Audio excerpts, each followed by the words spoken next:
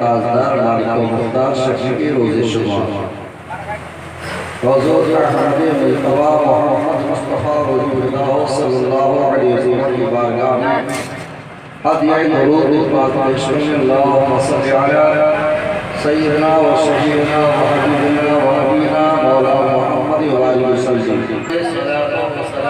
सल्लल्लाहु अलैहि या रसूलल्लाह सल्लु अलैहि सलातो व सलाम दाइमा अलैहि या हबीबल्लाह सल्लल्लाहु अलैहि व आलिहि वसल्लम। सबसे आला व औला हमारा नबी, सबसे बाला व वाला हमारा नबी, अपने मौला का प्यारा हमारा नबी, दोनों आलम का दूल्हा हमारा नबी। बुझ गई जिसके आगे सभी मशालें, शम्मा वो लेकर आया हमारा नबी। और जैसे सबका खुदा जैसे सबका खुदा एक है, वैसे ही इनका उनका तुम्हारा हमारा नबी। खल्क़ से औलिया, औलिया से रसूल, खल्क़ से औलिया, औलिया से रसूल, और रसूलों से आला हमारा नबी। और कौन देता है देने को वो चाहिए, कौन देता है देने को वो चाहिए, देने वाला है सच्चा हमारा नबी। लाइक मुबारकबाद है कि आपने अपने मोहल्ले में, मोहल्ले के नुक्कड़ पर हिम्मत जुटाया, प्रोग्राम का इनेकाद किया और अज़मत सहाबा कॉन्फ्रेंस के नाम से इसे मंसूब किया। अल्लाह ताला आप लोगों को इसका बेहतरीन सिला अता फरमाए, बेहतरीन बदला अता फरमाए। अज़मत सहाबा का मतलब सहाबा का वक़ार, सहाबा की शान, सहाबा का दर्जा, सहाबा का रुतबा क्या है, और सहाबा को ये इज्जत, ये अज़मत, ये रिफ़त, ये शौक़ कैसे हासिल है। हम जिस धरती पे रहते हैं, इस धरती पे करोड़ों अरबों इंसान जन्म लिए, अरबों इंसानों ने जन्म लिया। इन इंसानों के दरमियान अल्लाह ने कमोबेश 1,24,000 अंबिया व रसूल का इंतखाब फरमाया। सभी अंबिया किराम इंसानी रूप में आए, और अंबिया किराम की शान ये है, रुतबा ये है कि उनके दर्जे का कोई भी आम बशर नहीं हो सकता। अंबिया किराम की शान सबसे ऊंची, तमाम अंबिया किराम अलैहिस्सलातो तस्लीम का दर्जा सबों से बुलंद, इंसानों में सबसे आला दर्जे पर वो फायज है। और अंबिया किराम में सबसे बुलंद वाला ज़ात और अंबिया किराम के दर्जों में सबसे अहम, सबसे महबूब, सबसे प्यारा, अल्लाह की बारगाह में सबसे बुलंद रुतबे का हामिल जो है वो मोहम्मद रसूलुल्लाह सल्लल्लाहु अलैहि वसल्लम की ज़ात है। हर अंबिया के सहाबा की शान थी, हर नबी के मानने वाले उनके ज़माने में उन पर ईमान लाए, उनको ईमानी आंखों से देखा, ईमानी पर वो मुफ्त हुए। तो हर नबी के ज़ियारत करने वाले और उनके मानने वाले और उन पर ईमान लाने वाले को सहाबा कहा जाता है। हर नबी के सहाबा की शान ऊंची है, लेकिन तमाम नबियों में जिस तरह मेरे नबी की शान सबसे ऊंची है, वैसे ही मेरे आका के सहाबा की शान भी दीगर तमाम सहाबा से ऊंची है। अब अंबिया किराम के बाद जो दर्जात हासिल हैं इंसानों में, उलमा किराम के अक़वाल की रोशनी में, सल्फ़े सालिहीन के अक़वाल की रोशनी में, अंबिया के बाद का सबसे बड़ा मकाम है, उन्हें अबू बकर सिद्दीक़ रज़ियल्लाहु ताला अन्हु कहा जाता है। और उनके बाद सैयदना उमर फारूक आता है। फिर उनके बाद मौला उस्मान ज़ुन्नुरैन का दर्जा आता है, उनके बाद मौला अली का दर्जा आता है। ये चार जो खलीफा है ना, रुतबे के लिहाज से इसी तरतीब से है। अंबिया के बाद इंसानों में बड़ा मकाम सिद्दीक़ अकबर को मिला, फिर बाद उमर फारूक आज़म को मिला, उनके बाद उस्मान गनी को मिला, फिर मौला अली को। ये चार खलीफा हैं और चारों के अलावा सहाबा किराम की शान भी कम नहीं है। इनकी शान इतना समझ लीजिए कि जिन लोगों ने अगर 1 घंटे के लिए भी नबी को देखा ईमान के साथ, नबी को देखा ईमान के साथ और ईमान ही पर वो रुखसत हो गई, अगरचे वो वक्त उनका 1 घंटे का रहा, लेकिन 1 ही घंटे में उन्होंने ईमान रसूल को देखा भी, रसूल पर ईमान लाए भी और ईमान ही पर वो इंतकाल किए, तो उनका दर्जा यकीनन तमाम गौस से ज्यादा है, वली से ज्यादा है, कुतुब से ज्यादा है, अब्दाल से ज्यादा है। इसलिए सहाबा को जो इज्जत मिली, सहाबा को जो ये दर्जा मिला, सहाबा को जो ये शान मिली, ये उनके इबादतों के कारण नहीं, तकवा के कारण नहीं, बल्कि दीदार मुस्तफा के कारण मिला है, ज़ियारत रसूल के कारण मिला है। उनको ये इज्जत हासिल है इसलिए कि उन्होंने ईमान के साथ नबी का दीदार, ईमान के साथ नबी की ज़ियारत की है, ईमान के साथ नबी को देखा है। बस देखने के कारण अल्लाह ने उनकी शान भी बढ़ा दी, इतना रुतबा बुलंद फरमा दिया, इतना ऊंचा मकाम कर दिया कि अब उनके तरह कोई भी वली नहीं पहुंच सकते। आओ जरा देखो वो सहाबा किराम की शान क्या है, आखिर उनको दूसरे और वजहों से भी बहुत उनको इज्जत और सम्मान है। आखिर वजह क्या है?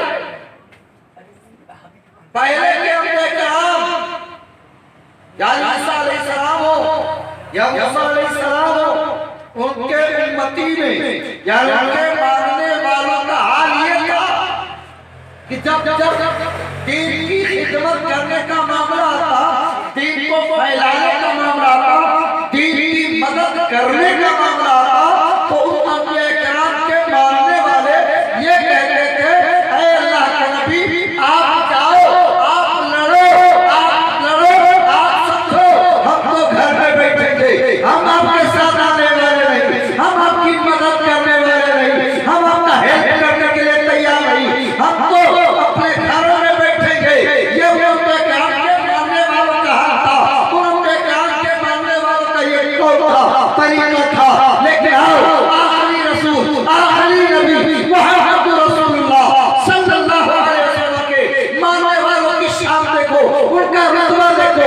जब नबी दो जहां सल्लल्लाहु अलैहि वसल्लम ने इरशाद फरमाया, ऐ मेरे सहाबा सुनो सुनो, इस्लाम के लिए माल इकट्ठा करो, दौलत इकट्ठा करो, इस्लाम के लिए अपने घर से माल लेकर आओ, ताकि उस माल के जरिए इस्लाम की कुछ सामान, इस्लामी तबलीग के लिए, इस्लामी मिशन को आगे बढ़ाने के लिए कुछ तैयारी की जाए। तो उस वक्त अबू बकर सिद्दीक, उमर फारूक आज़म और दीगर सहाबा किराम मौजूद हैं। सैयदना अबू बकर सिद्दीक रज़ियल्लाहु अन्हु ने सुना कि नबी ने हुक्म दिया है अपने घरों को जाओ और इस्लाम की राह में खर्च करने के लिए माल लेकर आओ। आज थोड़ी देर में आपको समझाने के लिए बोल दूं, अगर यहाँ पर माल जाने की महफिल होती तो लोग कैसे बरसात करते, देखते हैं ना। अगर नाच गाने की महफिल हो तो ऐसे लुटाएंगे जैसे उनके घर में मशीन रखी हुई है, वैसे छाप छाप के निकाल रहे। यह हमारे दौर के लोगों की हालत। अगर वो गलत कामों में खर्च करने पे आ जाए तो फिर पैसे की गिनती भी नहीं करते, 1000 भी नहीं, अगर 10,000 भी लग जाए तो वो जरा सा भी जाते नहीं, बल्कि हजारों हजार वो गुनाहों के काम पर खर्च कर देते हैं, गलत कामों में खर्च कर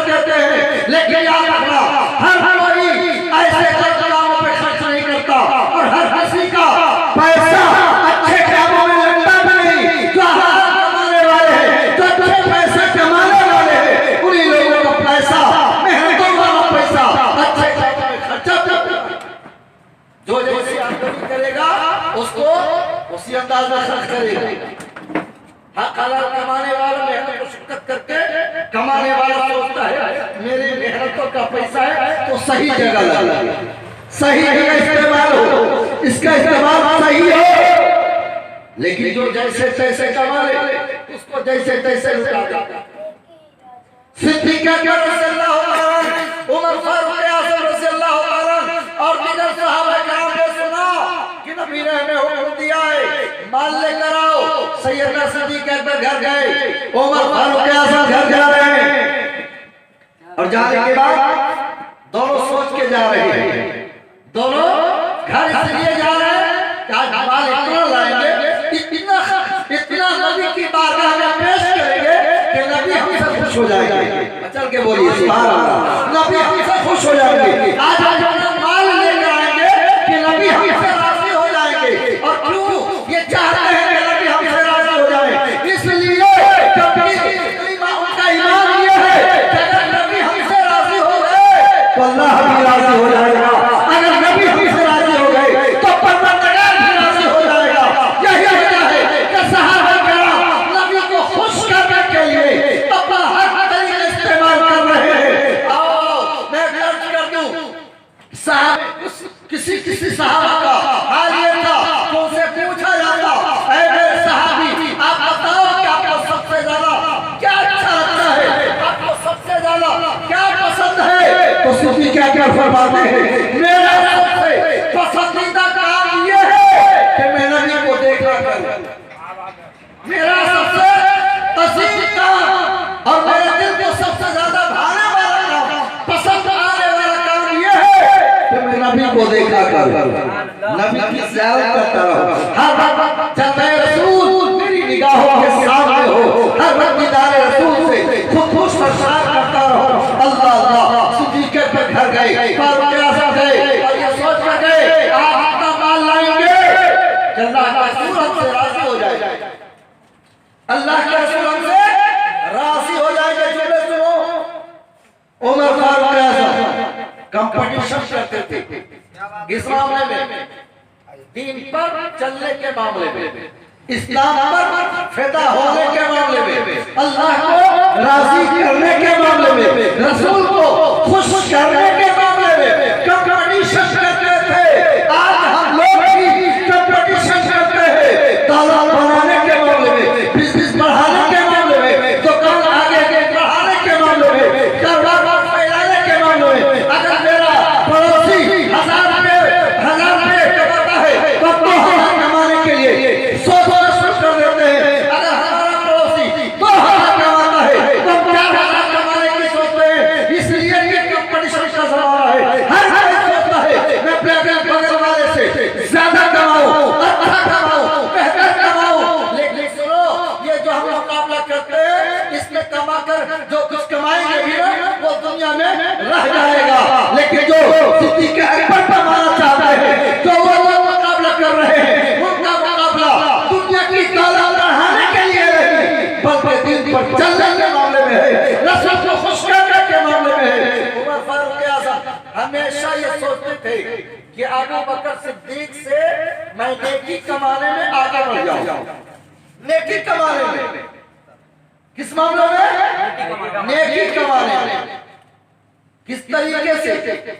कभी भी ऐसा न हुआ कि अबू बकर सिद्दीक से कोई कंपटीशन में यानी नेकी कमाने के मामले में आगे बढ़ा हो, कभी ऐसा न हुआ। सरकार उमर फारूक आज़म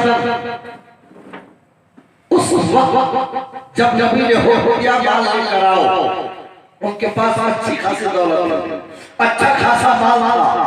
उन्होंने सोचा आज अबू बकर सिद्दीक अगर 100 देंगे तो मैं 200 दूंगा, अगर वो 200 देंगे तो मैं 400 दे दूंगा।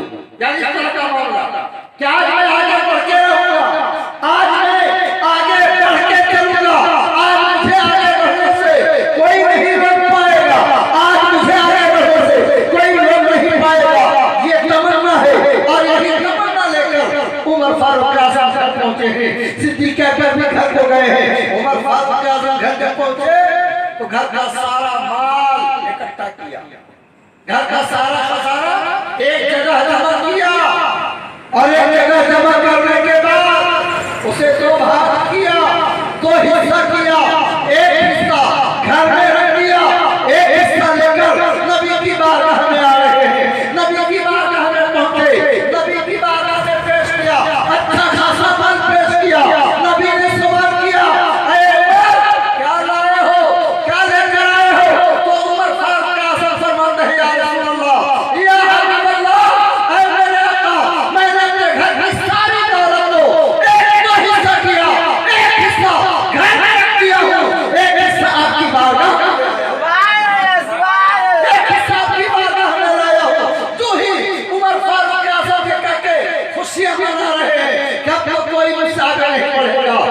इतने में सिद्दीक़ अकबर आ गए, वो भी मोटरी बांधे, गठरी बांधे, जो कुछ था लेके आ गए नबी की बारगाह में।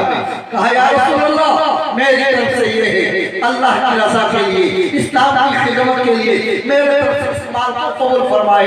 तो सिद्दीक़ अकबर ने जब माल पेश किया तो नबी ने फिर यही सवाल किया, नबी ने फिर यही सवाल किया, ऐ अबू बकर तुम क्या लाए हो? अल्लाह अल्लाह जवाब सुनिए, मस्त हो जाइएगा। उमर फारूक आज़म के बाद सिद्दीक़ अकबर से नबी ने पूछा क्या लाए हो? तो वो सिद्दीक़ रज़ियल्लाहु अन्हु फरमाते हैं या रसूलल्लाह, मेरे घर की सारी दौलत को मैंने जमा किया, एक पोटली में बांधा, एक कपड़े में बांधा, ये जो कुछ मेरे घर में था ये सारा माल आपकी बारगाह में ले आया हो। या रसूलल्लाह, मैंने अपने घर की तमाम दौलत आपकी बारगाह में पेश कर दी है। तू ही सिद्दीक़ अकबर ने फरमाया मैंने अपना सारा माल आपकी बारगाह में हासिल कर दिया है। तो सिद्दीक़ अकबर से नबी ने पूछा था, तुमने अपने घर वालों के लिए क्या छोड़ा? तो सिद्दीक़ अकबर फरमाते हैं या रसूल अल्लाह, मैंने अपने घर वालों के लिए अल्लाह और उसके रसूल अपने घर वालों के लिए अल्लाह ने छोड़ा, रसूलुल्लाह ने छोड़ा है। मेरे घर वालों के लिए अल्लाह काफी है, रसूलुल्लाह।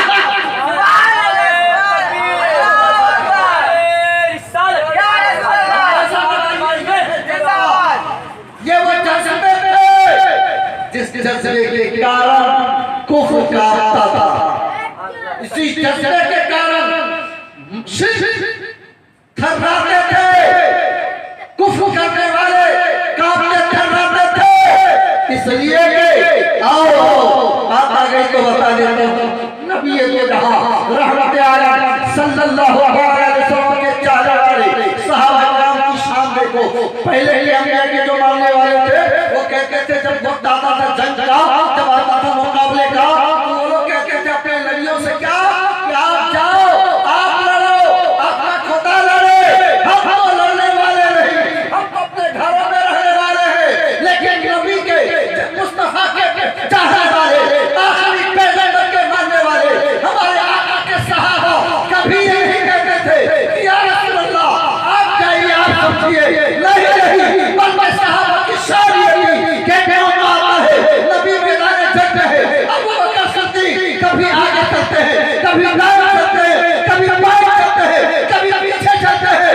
पूछने वालों ने पूछा ऐ अबू बकर क्या तुम्हें मालूम नहीं रब ने फरमाया है कि नबी के आगे मत बढ़ो, नबी के आगे मत चलो, इसलिए कि अगर तुम नबी से आगे बढ़ोगे तो ये शान नबी में गुस्ताखी समझी जाएगी। तो सिद्दीक़ अकबर का जवाब ये था, पूछने वालों जब जब मैं नबी के आगे चलता हूँ ये सोचो नहीं कि मैं नबी की बेअदबी कर रहा हूँ, नहीं बल्कि इसलिए कभी आगे जाता हूँ, कभी दाएं जाता हूँ, कभी बाएं जाता हूँ, कभी पीछे जाता हूँ, ताकि दुश्मनों का तीर जब चले तो मेरे सीने को पहले नबी को जाए। इसलिए नबी के लिए मेरा सीना हाजिर है, मेरे बाजू हाजिर है, मेरा जिस्म हाजिर है, मैं चारों तरफ नबी के इसलिए चलता हूँ कि दुश्मनों का तीर जब चले तो अबू बकर के सीने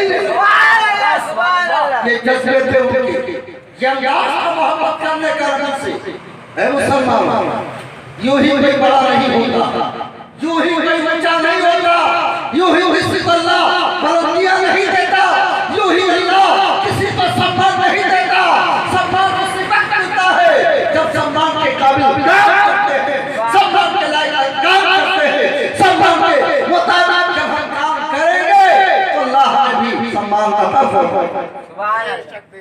सम्मान की जरूरत है। आज हम लोग थोड़े थोड़े मामले में खौफ खा रहे हैं, लेकिन आओ जरा देखते हैं नबी दो जहां सल्लल्लाहु अलैहि वसल्लम के दीवाने एक मैदान जंग में कहा है, मैदान जंग में और मैदान जंग में दुश्मनों से मुकाबला है, दुश्मन को हराने के लिए सहाबा बैठे हैं, बेकरार हैं। अल्लाह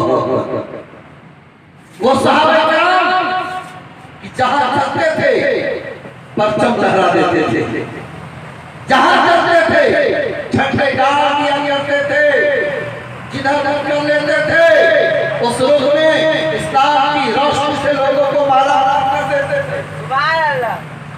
ये उनकी शांति। एक मर्तबा नबी के चाहने वाले जंग के मैदान में और नबी वजू कर रहे थे। नबी वजू आप तो वजू करते ही नहीं है। अगर करते भी है तो ईद के दिन करते हैं इमाम साहब के पीछे बैठने के लिए। वजू करो। अभी मुझसे पहले आपने सुना ना अल्लाह साहब का जरिए आज चाइना के डॉक्टर कह रहे हैं कि दिन में 5 मरतबा जो पानी से मुंह धोएगा, हाथ धोएगा, पैर धोएगा, उसको कोरोना वायरस नहीं लगेगा। कोरोना वायरस को तकलीफ नहीं दे पाएगा। दिन भर में 5 दफा अगर ऐसा करेगा तो मेरे नबी ने 1400 साल पहले बता दिया। नजर के बोलो ना भाई, थोड़ा साथ जाओ। सोने को है, डेली सोना है, मुझको भी सोना है। ऐसा नहीं करा कि मैं रात को जागूंगा, मुझे भी सोना है, लेकिन जितनी देर सुनिए थोड़ा जाग के सुनिए, ताकि कल सुबह कोई पूछे भी क्या बताया गया तो ये कहने की जरूरत न पड़े हम सो रहे थे, मौलाना कह रहे थे। ऐसा न हो। नबी फरमा रहे हैं साहब कराम जो पैदा होने वाले हैं। जब सरकार ने वजू शुरू किया तो सहाबा कराम में से हर एक उस वजू के पानी को ले लेके आ रहा है। मचल के बोलिए सुभान अल्लाह। वजू का पानी रोकने के लिए हाथों में, वजू का पानी हाथों में रोकने के लिए परेशान है सरकार। इधर हाथ धोते हैं, उधर सहाबा कराम हाथ अपना नीचे किए हुए वजू का पानी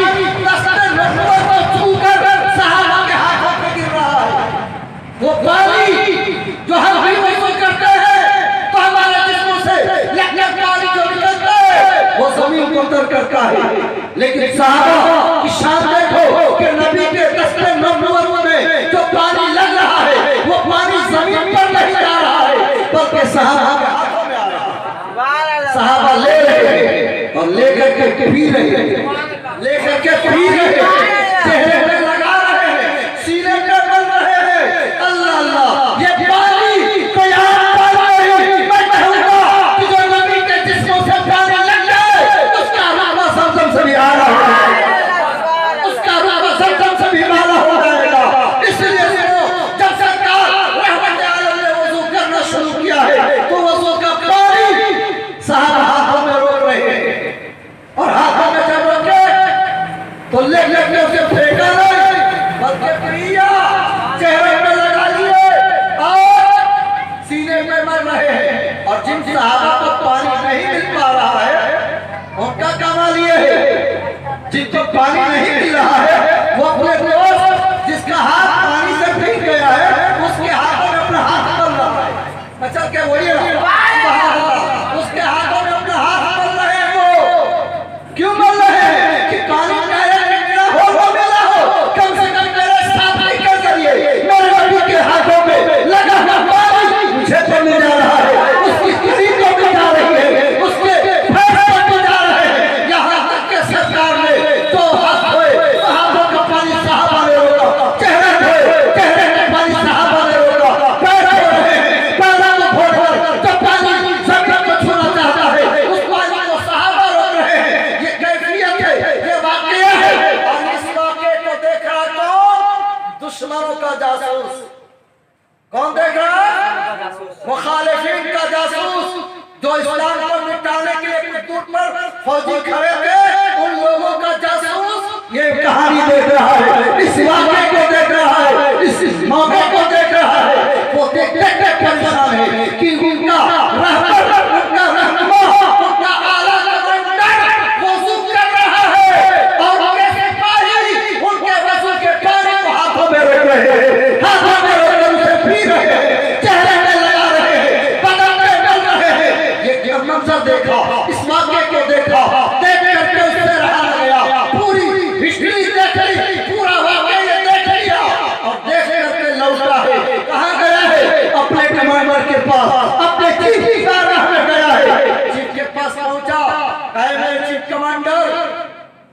चीफ कमांडर ने पूछा क्या हुआ? कहा तुमने जो देखा है क्या मुसलमानों के पास बहुत सारे हथियार है, बहुत सारे जंगी सामान है, क्या उनके पास लश्कर बहुत ज्यादा है, फौज बहुत ज्यादा है, क्या क्या है? कहा मेरे सिपाही सालार, मेरे चीफ कमांडर सुनो, मैंने मुसलमानों की बहुत लंबी फौज तो नहीं देखी, उनके पास तो बड़े बड़े हथियार तो नहीं देखे, जंगी सामान तो नहीं देखा, लेकिन कुछ ऐसा देखा कि उसको देखने के बाद मैं तुमसे कहूंगा कि तुम अपनी फौज लेके भाग जाओ। बचल के बोलिए ना, तुम अपनी फौज लेके भाग जाओ। दुश्मनों का जासूस कहा उनके पास बड़ी फौज नहीं, उनके पास मुसलमानों के पास बड़ी फौज नहीं, बहुत हथियार नहीं, बहुत लड़ने वाले भी नहीं, जंगी सामान भी नहीं, तो फिर हम क्यों भागे? हम क्यों जाए? क्यों नहीं लड़ेंगे? कहा मत लड़ो, भलाई इसी में है। मचल के बोलिए मत लड़ो, मत लड़ो, भलाई इसी में है। लड़ो तो मारे जाओगे, लड़ो तो मारे जाओगे। चीफ कमांडर ने कहा ऐसे कहते हो जब वो कम से कम है, हथियार की कम, फौज की कम, सब कुछ कम, हमसे हारेंगे जाओ। कहा इसलिए कि तुमने जहां जहां जंगें लड़ी है तुम्हारा मुकाबला अकल वालों के साथ था, होश वालों के साथ था। तुमने जहां जहां जंगें लड़ी उन तुम्हारे मुकाबले में आने वाले जो भी मुखालिफ थे वो जान बचाने वाले थे, लेकिन तुम जिनके मुकाबले में अब क्या होगे? वो जान बचाने वाले नहीं, जान लुटाने वालों में से है, जान लुटाने वालों में से है, जान बचा करने वालों में से है। मैंने देखा है कि नबी के मानने वाले जब नबी के वजू का पानी जमीन पर गिरने नहीं देते तो उनका खून कैसे बहता? मुसलमानों, यही वो जज्बे थे, यही वो जज्बा था जिस जज्बे ने उन्हें बड़ा मकाम दे दिया। यही वो जज्बे थे जिस जज्बों के कारण अल्लाह के रसूल ने मौके से फरमा दिया, ऐ मेरे चाहने वालों सुनो, अस्सहाबा नजूम, मेरे सहाबा सितारों की तरह है, मेरे सहाबा सितारों की तरह है। इनमें से जिसकी राह पर तुम चलोगे कामयाब हो जाओगे, इनके नक्शे कदम पर जो इनमें से किसी के भी नक्शे कदम पर चलोगे सक्सेस हो जाओगे, कामयाब हो जाओगे, अल्लाह तुमसे राजी हो जाएगा। इसलिए मुसलमानों, हज़रत सहाबा की महफिल में आने वालों सुनो, आप अगर चाहते हो वक़ार, अगर चाहते हो इज्जत, अगर चाहते हो सम्मान, तो नबी के चाहने वालों की तरह तुम भी नबी को चाहो, नबी के सहाबा की तरह तुम भी नबी से मोहब्बत करने वाले हो जाओ, नबी से प्यार करने वाले सहाबा की तरह तुम भी नबी से प्यार करने वाले हो जाओ। अगर तुमने ऐसा किया तो इंशाअल्लाह उम्मीद है रब की रहमत से अल्लाह जैसे वक़ार हमारा कल बुलंद किया था आज भी हमारा वक़ार बुलंद हो जाएगा, जैसे हमारी इज्जत कल बुलंद थी आज भी हो जाएगी, जैसे दुनिया पर हुक्मरानी कर रहे थे आज हम हुक्मरानी करते हैं। तो अल्लाहुम्मा सल्ली अला सय्यिदना व शफीना व हबीबना व नबीना मौलाना मुहम्मद बादल जुद वल करम व अला आलिहि व सहबिहि बारिक वसल्लम सल्लु अलैहि सल्लल्लाहु अलैहि वसल्लम अलैका या रसूलल्लाह सल्लल्लाहु अलैहि वसल्लम अलैका या हबीबल्लाह सल्लल्लाहु अलैहि वसल्लम अलैका या नबील्लाह सल्लल्लाहु अलैहि वसल्लम अलैका या हबीबल्लाह सल्लल्लाहु तआला अलैहि वसल्लम। हेलो हां इसकी अज़मत सहाबा का मकसद क्या है कि सहाबा की शान पर जाहिर हो, सहाबा क्यों बुलंद पाया, क्यों ये रुतबे मिले थे, क्यों ये इज्जत मिली थी। अली शेर फारूक आज़म बड़े ऊंचे दर्जे वाले, बड़े रुतबे वाले, सैयदना उमर फारूक आज़म रज़ियल्लाहु तआला अन्हु एक मर्तबा कहीं रास्ते में जंगल बागीचे में ईंट का तकिया लगा के सो रहे थे। किसका? ईंट का तकिया। हम हैं एक का तकिया लगा के सोते हैं हम लोग, रुई का तकिया चाहिए, रुई का तकिया, उस पे भी नींद चैन से नहीं आता, उस पे भी आराम नसीब नहीं होता। दुश्मनों की तरफ से एक काशी मुसलमानों के अमीर से मिलने के लिए आया। मुसलमानों का अमीर कौन है? उमर फारूक आज़म।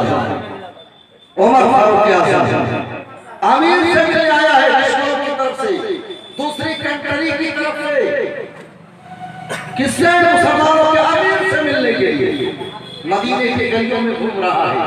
क्या अमीर का घर मिल जाए, अमीर का दौलत कदम मिल जाए, अमीर का महल मिल जाए, ताकि मैं उसके महल में जाऊं, उससे मुलाकात करूं, लोगों से पूछते हैं क्या लोगों सुनो सुनो, मुसलमानों के अमीर, मुसलमानों के अमीर, मुसलमानों के अमीर का घर कहाँ है, उनसे मुलाकात कहाँ होगी? एक बात बताओ, आज मोहल्ले में अगर आपको वोट देकर प्रधान बना दिया जाता है तो आप क्या करते हैं जानते हैं? चाटे इधर लेके घूमते हैं, ये सोच कर कि हमको प्रधान दिए, इस तरह से आका के 5 साल के बाद कुर्सियां छिन जाती है, झुक के चलते हैं, ना दाएं कोई नजर आता है ना बाएं कोई नजर आता है, और आपके मन में खौफ सा रहता है कि 5 साल जिसको मैंने सताया है ना, अब वो छोड़ेगा नहीं। मैंने जिसको 5 साल तक परेशान किया है ना, अब वो बख्शेगा नहीं। इसका हमको डर लगने लगता है, खौफ आने लगता है। याद रखो, मैं पहले भी कह चुका हूँ, डरता वही है जो जालिम होता है। डर